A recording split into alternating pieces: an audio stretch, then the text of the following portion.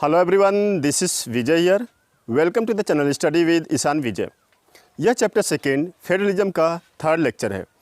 इस लेक्चर में हम लोग डिस्कस करेंगे हाउ इज फेडरलिज्म प्रैक्टिस्ड।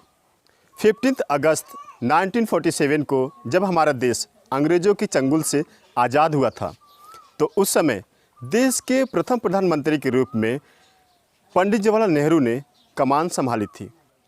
उनके सामने एक नहीं बल्कि ढेर सारी चुनौतियां थीं। 1953 में लैंग्वेज के बेस पर एक नई स्टेट की फॉर्मेशन की गई जिसका नाम था आंध्र प्रदेश।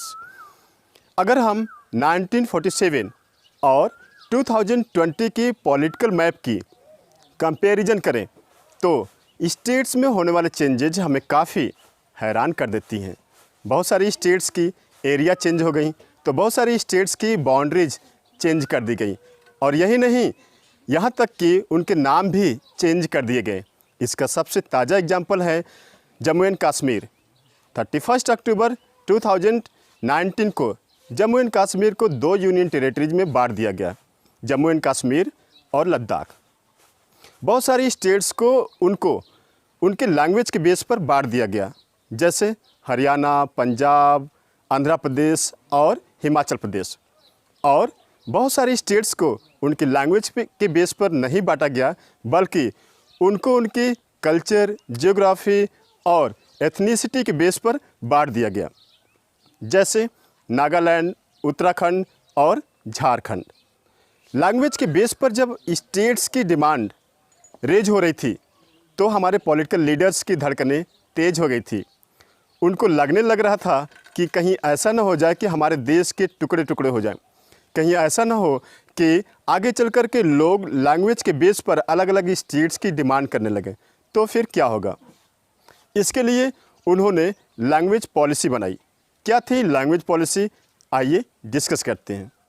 इंडियन कॉन्स्टिट्यूशन में किसी भी लैंग्वेज को नेशनल लैंग्वेज का दर्जा नहीं दिया गया है, लेकिन हिंदी को ऑफिशियल लैंग्वेज ज़रूर बनाया गया था, क्योंकि इतनी सारी लैंग्वेजेज में से केवल हिंदी बोलने वालों की संख्या 40% थी, यानी हिंदी स्पीकर्स की मेजॉरिटी थी, इसलिए हिंदी को ऑफिशियल लैंग्वेज बनाया गया। लेकिन कॉन्स्टिट्यूशन मेकर्स को और भी लैंग्वेजेस के अस्तित्व को बचाकर रखना था, इसलिए उन्होंने हिंदी के अलावा 21 और लैंग्वेजेस को कॉन्स्टिट्यूशन में रखा, यानी कि कॉन्स्टिट्यूशन में टोटल 22 भाषाओं को रखा गया, और इन 22 भाषाओं को शेड्यूल लैंग्वेजेस भी बोली जाती है। इनका जिक्र हमारे संविधान के 8वीं अनुसूची में किया गया है।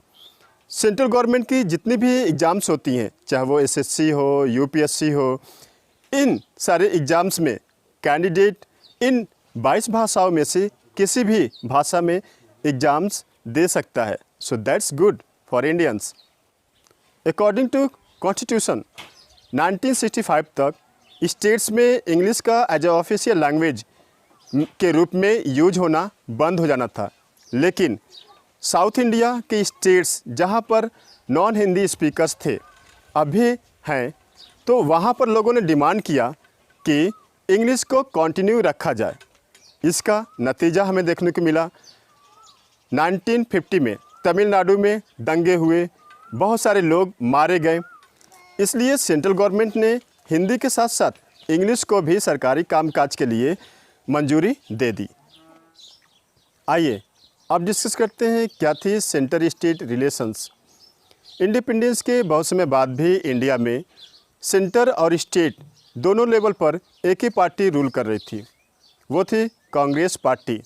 इसका रीज़न था स्टेट दिल्ली में बैठी सेंट्रल गवर्नमेंट के अंडर में होती थी, और जब भी कभी स्टेट की रूलिंग पार्टी सेंटर की रूलिंग पार्टी से अलग होने की कोशिश करती, तो सेंट्रल गवर्नमेंट स्टेट गवर्नमेंट को नीचे के लेवल पर रख देती, क्योंकि सेंट्रल गवर्नमेंट संविधान में दिए गए आर्टिकल 356 यानी प्रेसिडेंट रूल का मिसयूज करके स्टेट गवर्नमेंट को डिसमिस कर देती। क्या आपको पता है इंदिरा गांधी की सरकार 1966 और 1977 के बीच में इस आर्टिकल का मिसयूज कुल 39 टाइम्स किया था। इससे फेडरलिज्म की स्पिरिट को केवल झटका ही नहीं लगा था, बल्कि डेमोक्रेसी की हत्या भी की गई थी।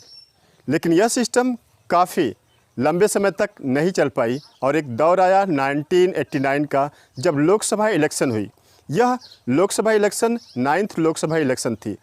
इस 9th लोकसभा इलेक्शन में कांग्रेस को पूर्ण बहुमत नहीं मिला, जिसमें कोलिशन की गवर्नमेंट बनी, यानी कई पार्टियां मिल करके एक गवर्नमेंट बनाई। ऐसा देश में पहली बार देखने को मिला था जब कोलिशन गवर्नमेंट बनाई गई थी। इससे पावर शेयरिंग का एक नया विकल्प स्टार्ट हुआ, जिससे स्टेट गवर्नमेंट के प्रति रिस्पेक्ट और भाव स्टार्ट हो गया।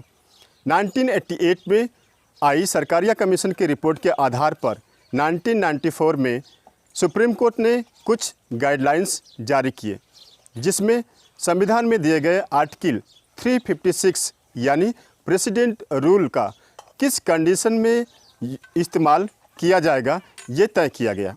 यानी सेंटर की गवर्नमेंट अब स्टेट गवर्नमेंट को अपनी मर्जी से बर्खास्त नहीं कर सकती है। इससे पहले की अपेक्षा अब फेडरलिज्म काफ़ी मजबूत हो गया था। सो ये था हमारा सेंटर स्टेट रिलेशंस।